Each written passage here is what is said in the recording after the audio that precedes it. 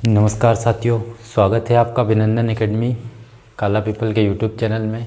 आज हमारी ये 5वीं क्लास होने वाली है, जिसमें हम रोज़ाना संविधान के 15 क्वेश्चनों को कवर करते हैं। तो इससे पहले हम 4 क्लास में 60 क्वेश्चनों को कवर कर चुके हैं। तो आइए प्रारंभ करते हैं हमारे आज के पहले क्वेश्चन से और इस सीरीज के 61वें प्रश्न से।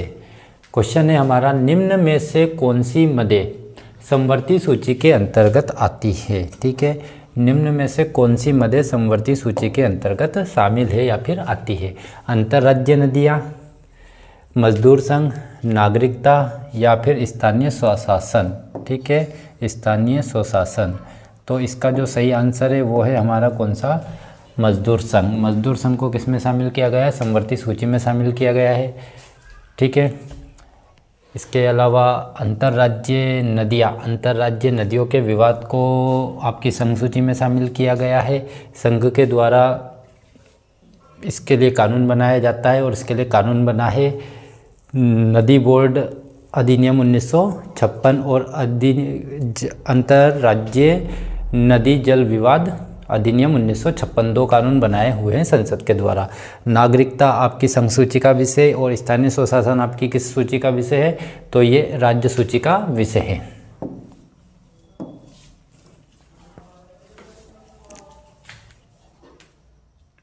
व्याख्या देखते हैं। मजदूर संघ समवर्ती सूची में वर्णित है। अंतर्राज्यीय नदी परिषद नदी विवाद के गठन की अनुच्छेद की चर्चा अनुच्छेद 262 में है।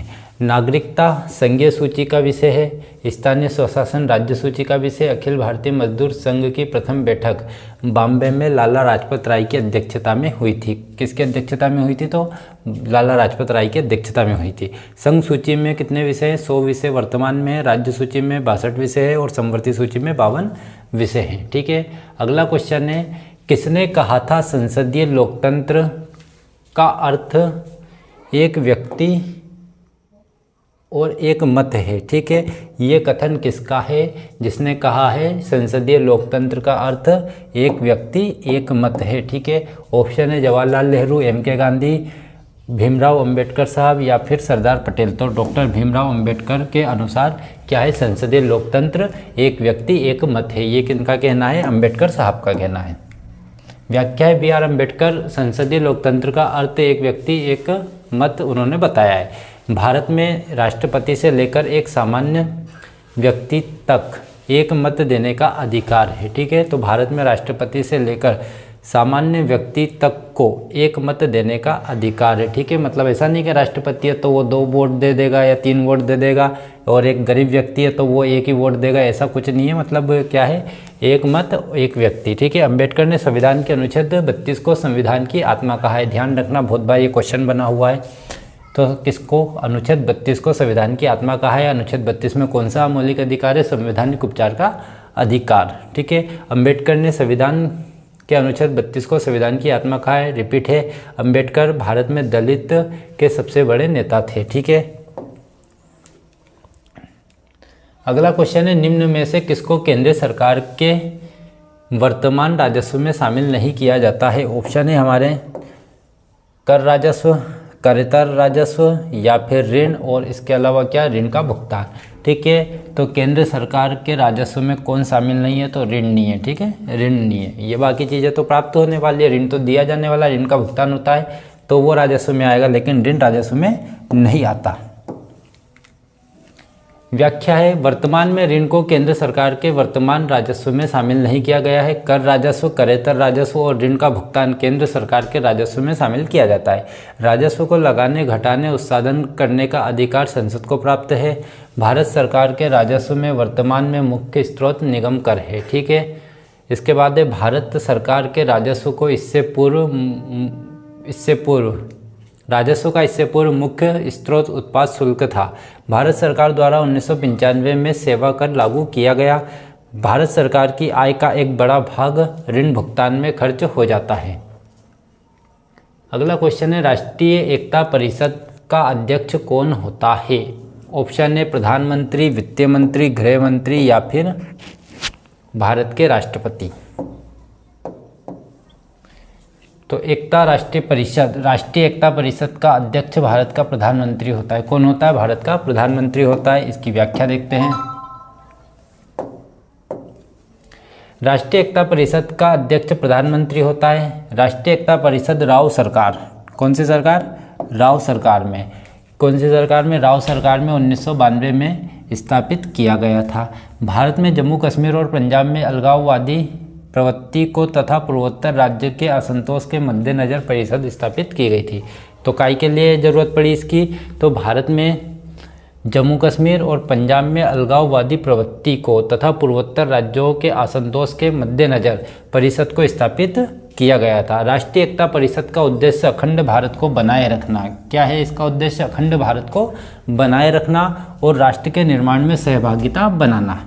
राष्ट्रीय सुरक्षा परिषद राष्ट्र की सुरक्षा का आंकलन करता है। तो राष्ट्रीय सुरक्षा परिषद क्या करता है? राष्ट्र की सुरक्षा का आंकलन करता है। तो राष्ट्रीय एकता परिषद के अध्यक्ष कौन होते हैं? भारत के प्रधानमंत्री होते हैं। अगला क्वेश्चन है, भारत में अधिकांश वन संपदा का मालिक कौन है?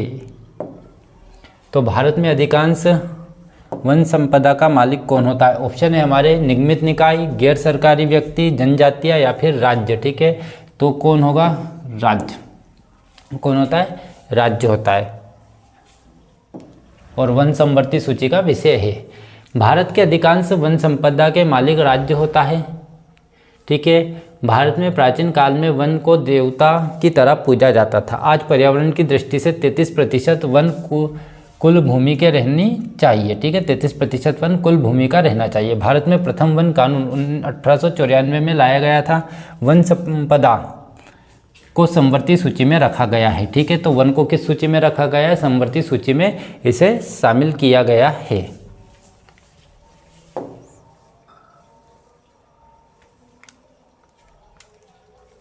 अप्रत्याशित व्यय संसद के पूर्व अनुमोदन के बिना किस निधि से निकाला या लिया जा सकता है?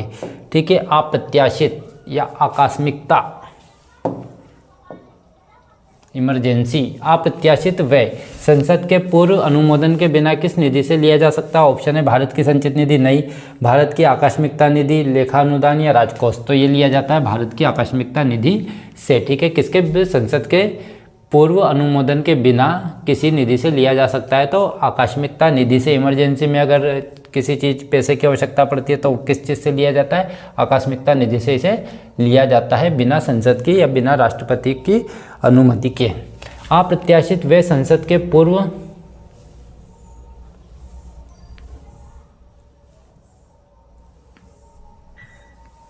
और छोटा करें। ठीक है, संसद के पूर्व अनुमोदन के बिना भारत की आकस्मिक निधि से लिया जा सकता है। भारत की संचित निधि से धन निकालने के लिए संसद में मत दिया जाता है। तो संचित निधि से निकालने के लिए संसद में पहले मतदान होता है। ठीक है, उस पर चर्चा होती है, उसके बाद धन निकलता है। लेकिन आकस्मिक निधि से पहले धन का इस्तेमाल किया जा सकता है। इसके बाद भारत में आकस्मिकता निधि से धन खर्च करने पर संसद में वाद विवाद तो हो सकता है, लेकिन मतदान नहीं होता है। ठीक है, इसके बाद है अगला, आपातकालीन स्थिति में तत्काल धन उपलब्ध आकस्मिक निधि से होता है। ठीक है, इमरजेंसी में धन कहाँ से उपलब्ध होता है? आकस्मिक निधि से। संचित निधि और आकस्मिक निधि का उल्लेख संविधान के अनुच्छेद 266 और 267 में है। ठीक है, तो संचित निधि किसमें है? 266 और आकस्मिक निधि किसमें है? 267 में। याद रखने योग्य बातें हैं 266 और 267। निम्नलिखित में से किस स्थिति में बंदी प्रत्यक्षीकरण रिट जारी की जाती है? तो निम्न में से किस स्थिति में बंदी प्रत्यक्षीकरण रिट जारी की जाती है? ऑप्शन है हमारे संपत्ति की हानि, अतिरिक्त कर की वापसी, दोषपूर्ण पुलिस नज़रबंदी या फिर भाषण की स्वतंत्रता का उल्लंघन। तो ये वाली रिट जारी होती है दोषपूर्ण पुलिस नज़रबंदी। ठीक है, बंदी प्रत्यक्षीकरण सशरीर उपस्थित होना इसका मतलब होता है, जो अनुच्छेद 32 के तहत किसके द्वारा जारी की जाती है? सुप्रीम कोर्ट के द्वारा। बंदी प्रत्यक्षीकरण रिट दोषपूर्ण पुलिस नज़रबंदी से बचाता है। उच्चतम एवं उच्च न्यायालय 5 प्रकार की रिट जारी करते हैं। तो उच्च न्यायालय अनुच्छेद 226 और उच्चतम न्यायालय अनुच्छेद 32। बंदी प्रत्यक्षीकरण उस समय जारी किया जाता है जब किसी व्यक्ति को पुलिस बंदी कर 24 घंटे के अंदर कोर्ट में पेश नहीं करती। तो ये आपके किस मौलिक अधिकार का हनन माना जाता है? तो ये आपके 22वें अनुच्छेद 22 में जो मौलिक अधिकार दिया गया है उसका हनन माना जाता है। इसके अलावा क्या है, जिसके एक भाग में बोला गया है कि गिरफ्तार किए हुए व्यक्ति को 24 घंटे के अंदर अधीनस्थ न्यायालय में या जो पास वाला समीप वाला न्यायालय है, ठीक है, मजिस्ट्रेट है, उसके सामने प्रस्तुत करना होगा। अगर ऐसा नहीं किया जाता है तो पुलिस के खिलाफ कौन सी रीट जारी होती है, बंदी प्रत्यक्षीकरण रीट जारी की जाती है। निरोध कानून निवारण कानून के अधीन बंदी बनाए गए व्यक्ति पर यहाँ लागू नहीं होता। यहाँ कानून सामान्य स्थिति में पकड़े गए व्यक्ति पर लागू होता है, ठीक है। किस पर लागू होता है? सामान्य स्थिति में पकड़े गए व्यक्ति पर। किस पे लागू नहीं होता? निरोध निवारण कानून के अधीन। मतलब जिसे किसी को अपराध करने से रोकना है उसे हम बोलते हैं निरोध कानून निवारण के अधीन।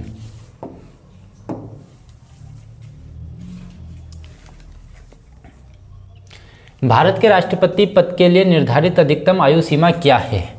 तो अधिकतम आयु सीमा क्या है? 58 वर्ष, 60 वर्ष, 62 वर्ष या कोई अधिकतम आयु सीमा नहीं है। तो भारत के राष्ट्रपति के लिए अधिकतम कोई आयु सीमा नहीं है, ठीक है। तो ये वाला इसका सही आंसर है। आयु सीमा क्या है? तो कोई अधिकतम आयु सीमा नहीं है, ठीक है। लेकिन न्यूनतम आयु सीमा कितनी है? न्यूनतम कितनी है? तो 35 वर्ष। कितनी है? 35 वर्ष। कोई व्यक्ति भारत का राष्ट्रपति तभी बन सकता है जब वह 35 वर्ष की आयु पूर्ण कर चुका हो। इसके बाद वो कितने भी वर्ष का हो राष्ट्रपति बन सकता है, ठीक है। चाहे वो आप कह दो कि 150 वर्ष का भी है तो कोई व्यक्ति 150 वर्ष की अवस्था में भी भारत का राष्ट्रपति बन सकता है, लेकिन शर्त है वो जिंदा हो, ठीक है। भारत के राष्ट्रपति पद के लिए अधिकतम आयु सीमा नहीं है, ठीक है। कोई भी व्यक्ति जो 35 वर्ष पूरा कर चुका है राष्ट्रपति बन सकता है। राष्ट्रपति उम्मीदवार के लिए चुनने योग्य योग्यता होनी चाहिए, ठीक है। राष्ट्रपति उम्मीदवार के लिए चुनने योग्य योग्यता होनी चाहिए। राष्ट्रपति संसद का सदस्य बनने योग्य होना चाहिए। राष्ट्रपति उम्मीदवार के लिए 50 सदस्य प्रस्तावक तथा 50 का क्या होना चाहिए? अनुमोदक होने चाहिए, मतलब समर्थन अनिवार्य होता है, ठीक है। वीवी गिरी द्वितीय चरण चक्र के मतदान द्वारा चुने गए थे, ठीक है। इसके बाद अनुच्छेद 57 के अधीन राष्ट्रपति पुनः चुने जा सकते हैं। तो कोई व्यक्ति कितनी भी बार भारत के राष्ट्रपति चुने जा सकते हैं। राष्ट्रपति कितनी भी बार चुने जा सकते हैं इसका उल्लेख संविधान में नहीं है। चुने जा सकते हैं, पुनः चुने जा सकते हैं। कितनी बार चुने जा सकते हैं इसका उल्लेख संविधान में नहीं है। तो कोई बोला नहीं है कि कितनी बार, 10 बार, 5 बार, 1 बार, 2 बार। इसका मतलब क्या होगा? कितनी बार भी चुने जा सकते हैं, ठीक है। निम्नलिखित में से कौन सा तत्व राज्य का अनिवार्य तत्व नहीं है? आबादी, प्रशासन, प्रभुसत्ता या फिर क्षेत्र, ठीक है। तो 4 प्रमुख तत्व होते हैं राज्य के, जिसमें से 3 यहाँ पर दे रखे हैं जो है और 1 है जो नहीं है। तो आबादी, प्रशासन, प्रभुता, क्षेत्र। तो प्रशासन इसका सही आंसर होगा, जो राज्य का अनिवार्य तत्व नहीं है। इसकी जगह पर अगर क्या होता? आबादी है, ठीक है। आबादी मतलब जनसंख्या, ठीक है। संप्रभुता या प्रभुसत्ता, क्षेत्र। तो यहाँ पर अगर सरकार होता, यहाँ पर क्या होता? सरकार होता। तो ये 4 अंग आपके क्या होते हैं? किसके होते हैं? राज्य के होते हैं। आबादी, सरकार, प्रभुसत्ता और क्षेत्र। कौन सा नहीं होता है? तो प्रशासन नहीं होता है। प्रशासन राज्य का अनिवार्य तत्व नहीं है। आबादी, प्रभुसत्ता, क्षेत्र और सरकार राज्य के अनिवार्य तत्व है। प्रशासन सरकार के अधीन अभिकरण है, ठीक है। प्रशासन क्या है? सरकार के अधीन क्या है? एक अभिकरण है। प्रशासन शासन के अधीन आता है। प्रशासन किसके अधीन आता है? शासन के अधीन आता है, ठीक है। और शासन नीति निर्धारण करता है। प्रशासन उस नीति को कार्यान्वित करता है, ठीक है। तो शासन क्या करता है? नीति निर्धारित करता है और प्रशासन उसका पालन करता है, पालन करवाता है। पहले वित्त आयोग का गठन हुआ था। तो पहले वित्त आयोग का गठन हुआ था 1951 में, 51 में। कब हुआ था? 51 में।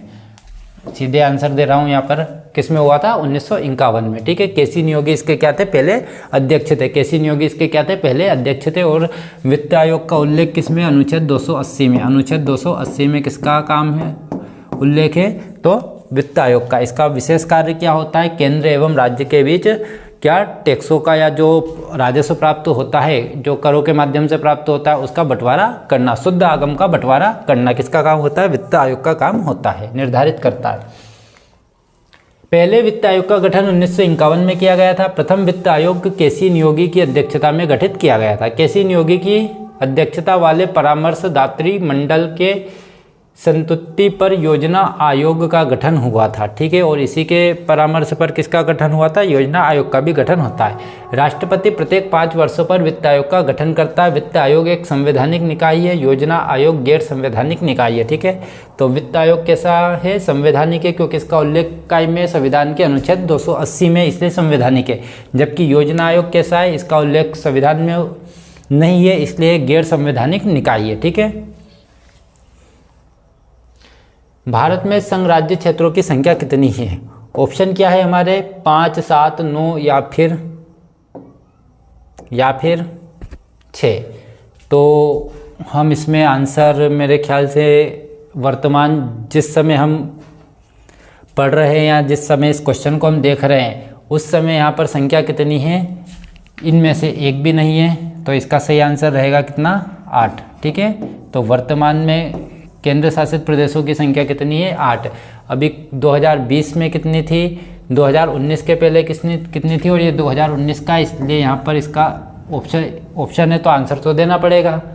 तो 7, लेकिन क्या होता है 2019 31 अक्टूबर 2019 से कितनी थी? तो 9। ठीक है, और जनवरी 2020 से कितनी हो गई है? 8 हो गई है। ठीक है, अक्टूबर 2019 में कितनी हो गई थी? 9 हो गई थी। जनवरी 2020 में कितनी हो गई है? 8 हो गई है। तो अभी वर्तमान में 8 है। क्वेश्चन का जो आंसर है वो क्या है? 7 है। जिस समय का ये क्वेश्चन था 19 से के पहले का ये क्वेश्चन है। व्याख्या देखते हैं वहाँ। भारत में संघ राज्य क्षेत्रों की संख्या कितनी है? 7। तो केंद्र शासित प्रदेश उस समय 7 थे, अभी वर्तमान में 8 है। स्वतंत्र भारत में 4 श्रेणियों के राज्य थे, जिसे का, ख, ग और घ श्रेणी में बांटा गया था, या A, B, C या D में बांटा गया था। राज्य पुनर्गठन 1956 के अनुसार श्रेणीबद्धता को समाप्त कर दिया गया। ठीक है, श्रेणीबद्धता को क्या कर दिया गया? समाप्त कर दिया गया। और उसके बाद राज्य और केंद्र शासित आपके बचते हैं। तो वर्तमान में 29 राज्य है। ठीक है, वर्तमान में कितने राज्य? 28 राज्य है। ठीक है, और 7 केंद्र शासित प्रदेश है। ठीक है, लेकिन अब कितने हैं? वर्तमान में 8 है। केंद्र शासित प्रदेशों के वर्णन संविधान के भाग 8 के अनुच्छेद 239 से 242 के बीच वर्णित है। केंद्र शासित प्रदेश का प्रशासन सीधे केंद्र द्वारा संचालित होता है। किसके द्वारा संचालित होता है? केंद्र द्वारा संचालित होता है। केंद्र शासित प्रदेशों के प्रमुख को उपराज्यपाल या प्रशासक कहा जाता है। दिल्ली और पुदुचेरी 2 ऐसे संघीय प्रदेश है जहां पर मंत्रिपरिषद का गठन है, मतलब वहां पर विधानसभाएं अस्तित्व में है 1991 से। ठीक है, ध्यान रखना है। किसी धर्म विशेष के संवर्धन के लिए करों के भुगतान की अनिवार्यता से मुक्ति की गारंटी दी गई है। मुक्ति नहीं है, वो मुक्ति है। तो किस अनुच्छेद में किसी धर्म के संवर्धन के लिए उस विशेष धर्म के लोगों से टैक्स नहीं लिया जाएगा? अनुच्छेद 25, अनुच्छेद 26, अनुच्छेद 27 या अनुच्छेद 28? तो इसका जो सही आंसर है वो है आपका अनुच्छेद 27।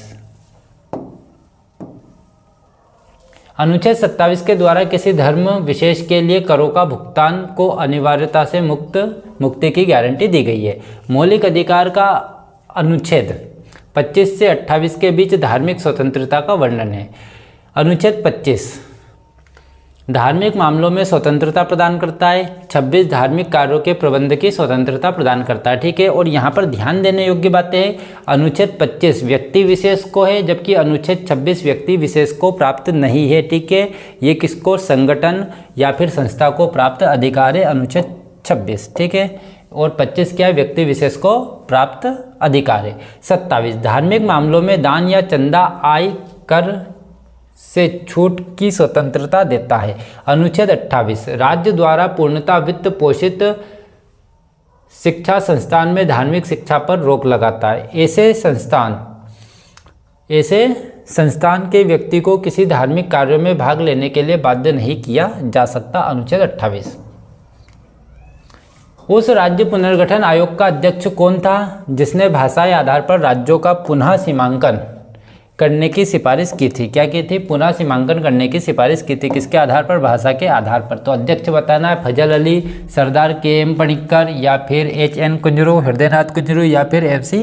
महाजन। तो इसका सही आंसर है फजल अली साहब इसके क्या थे? अध्यक्ष थे राज्य पुनर्गठन आयोग, जिसकी स्थापना कब होती है? 1953। ठीक है, कब होती है? 1953 में, दिसंबर 1953 में इसकी स्थापना की जाती है।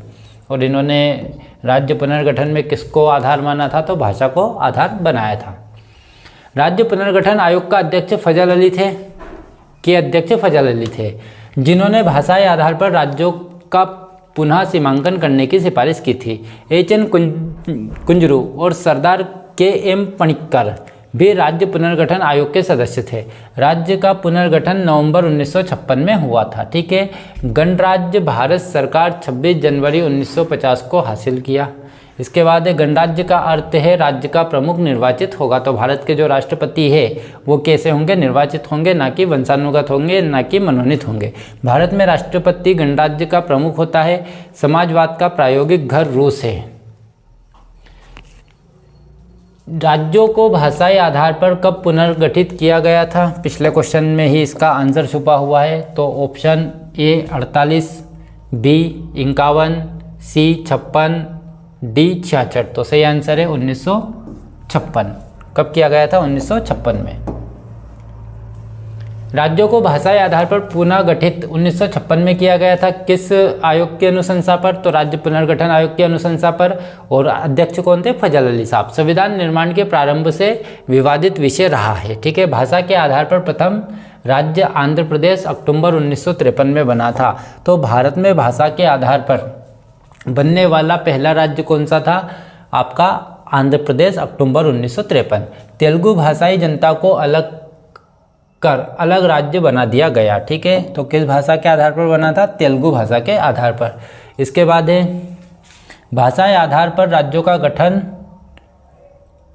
हो या नहीं, इस पर भाषाई पुनर्गठन आयोग, जिसे फजल अली राज्य पुनर्गठन आएगा। ठीक है, फजल अली आयोग ने अपनी रिपोर्ट में इसे उचित प्रवृत्ति राष्ट्रीय हित में नहीं माना विकास में। ठीक है, भाषा के आधार पर ही 1960 में गुजरात और महाराष्ट्र का विभाजन हुआ। ठीक है, 1960 में गुजरात और महाराष्ट्र का, जब वो किस नाम से जाना जाता था? बम्बई के नाम से जाना जाता था। भाषा के आधार पर 1966 में ही हरियाणा से पंजाब अलग हो गया। ठीक है, हरियाणा से कौन सा? पंजाब अलग हो गया। ये हमारा आज का लास्ट क्वेश्चन है। राज्यसभा के सदस्य का कार्यकाल निम्नलिखित में से कितने वर्ष होता है? ऑप्शन है तुम हमारे 2 वर्ष, 4 वर्ष, या फिर 5 वर्ष, 6 वर्ष। ठीक है, तो राज्यसभा के सदस्यों का कार्यकाल 6 वर्ष होता है, जबकि राज्यसभा एक स्थायी सदन होता है जो कभी भी भंग नहीं होती। ठीक है, तो ये अनवरत चलने वाली क्या है? सभा है। तो इसका कार्यकाल क्या होता है? इसका कार्यकाल अनिश्चित होता है, जबकि इसके सदस्यों का कार्यकाल कितना होता है? 6 वर्ष होता है। प्रत्येक 2 वर्ष में 1/3 सदस्य क्या करते हैं? सेवानिवृत्त हो जाते हैं। राज्यसभा के सदस्यों का कार्यकाल 6 वर्ष का होता है। ठीक है, कितना होता है? 6 वर्ष का होता है। राज्यसभा भारत का उच्च सभा का सदन कहलाता है। राज्यसभा राज्य के हित की प्रतिनिधि सभा है। ठीक है, राज्य के 1/3 सदस्य 2 वर्ष बाद नवनिर्वाचित होकर आते हैं। राज्यसभा को संविधान संशोधन और राष्ट्रपति उपराष्ट्रपति के निर्वाचन आदि में बराबर का अधिकार है। ठीक है, तो राज्यसभा को संविधान संशोधन, राष्ट्रपति उपराष्ट्रपति के निर्वाचन आदि में बराबर का अधिकार, धन विधेयक के मामले में बराबर का अधिकार इसको नहीं प्राप्त है। राज्यसभा के 12 सदस्यों को राष्ट्रपति मनोनीत करता है अनुच्छेद 80 के तहत।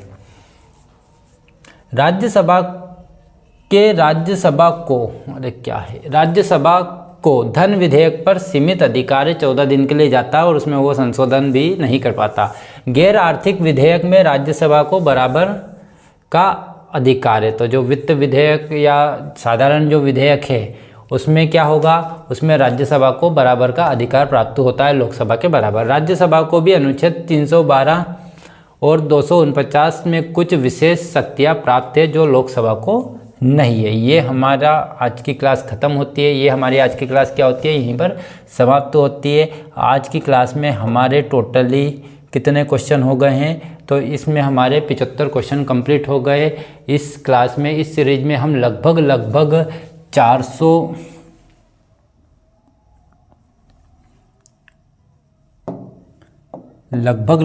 400 प्लस, ठीक है, संविधान के क्वेश्चन कंप्लीट करने वाले हैं। कितने? 400 प्लस, 400 से ऊपर संविधान के क्या है क्वेश्चन कवर करने वाले हैं, और उनकी व्याख्या के साथ ये हमारे लगभग इसके डबल हो जाने। कितने हो जाने? डबल हो जाने, ठीक है। जो आपको आने वाली एनटीपीसी, एसएससी जीडी जो एक मेरे ख्याल से कल से ही चालू होने वाली है 20 फरवरी से, और इसके अलावा जो दिसंबर में आपकी एसएससी जीडी होनी है, उसमें काफ़ी कारगर साबित होंगे ये वाली हमारी सीरीज।